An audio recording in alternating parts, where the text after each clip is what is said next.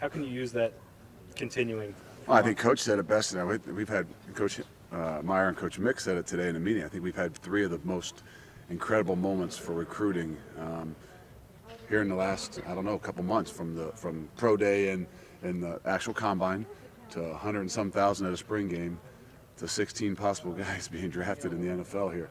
So it's a testament to the program, but it's also great to get out there to show the recruits that this is something special that's going on. It seems like there's nobody ever can separate you and Darren from this story and progression.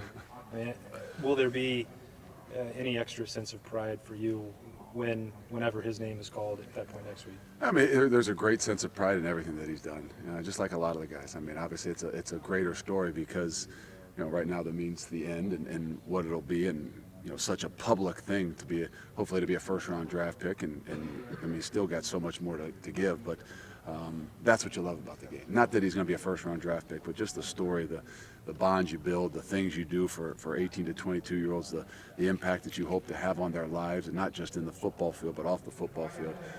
Those are things that are the most gratifying things in the world. As obviously everybody sees the wins and the losses and those kinds of things that grow, but that's really, really what you do it for. What have NFL teams asked you about both Darren and Joshua, and how good a pros do you think they're going to be? I think they both bring a different skill set. I mean, I think obviously Darren, the sky's the limit. He's still just scratching the surface. And there's some questions. They don't see him play inside the box, and they asked that. And I said, well, hey, we're here to win games at The Ohio State University, and for the best thing for us was to put him out there to eliminate the field. And Darren understood that, and Darren was very successful and made us very successful. If he had an opportunity to come back, I would say he could possibly be inside the box, and he might make 100 more tackles. But they see the instincts, they see those things. They know he can play the game of football. He's intelligent. He understands concepts and schemes. He'll have no problem. The other thing is, I think when they look at him, they're going to realize you're talking about a guy that's going to be a 235, 40-pound guy legitimately. One of the things they were always worried about Shazier is so fast, so high metabolism. I don't know if the guy's ever going to be able to hold anything more than 225. So I think that's the big upside. Joshua, man, it's all over the place. He can do so many things. To be honest with you, same question for guys us. They ask us, well, is he really an outside linebacker type of guy?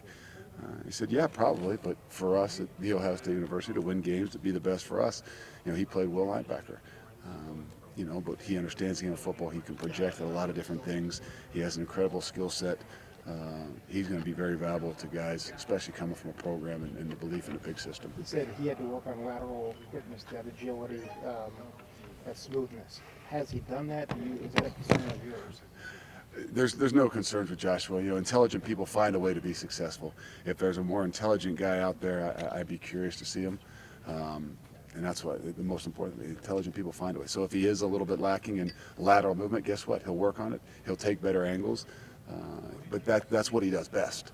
So he's like I said, his gifts are obviously far, but maybe with those is 6'4" and high hip, long legged is a great thing for some things, and the things that might be struggle on a little bit is a change of direction. But it's nothing that he won't get better at. Luke, do you guys head into the summer at linebacker with a two deep, a depth chart in your mind? I know some positions weren't planning or able to do that in spring, but with that unit, do you feel like you have that now, or will that continue in August? No, we've got a making of a two deep for sure.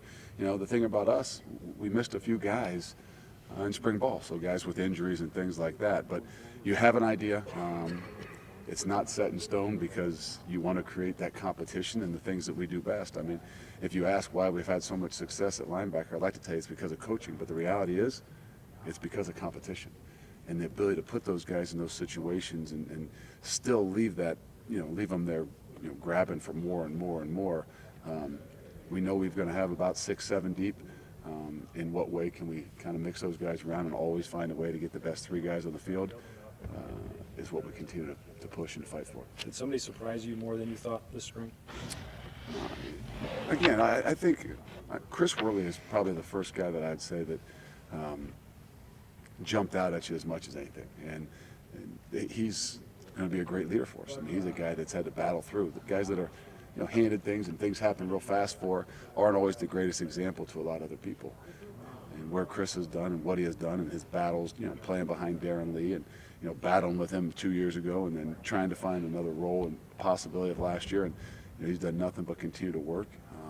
If you grade all the stuff from this spring, if you asked where the boxing gloves are in Coach Combs' special teams competitive drills, if you're looking for them, they're in the linebacker room. They're in Chris Worley's seat because he just doesn't lose.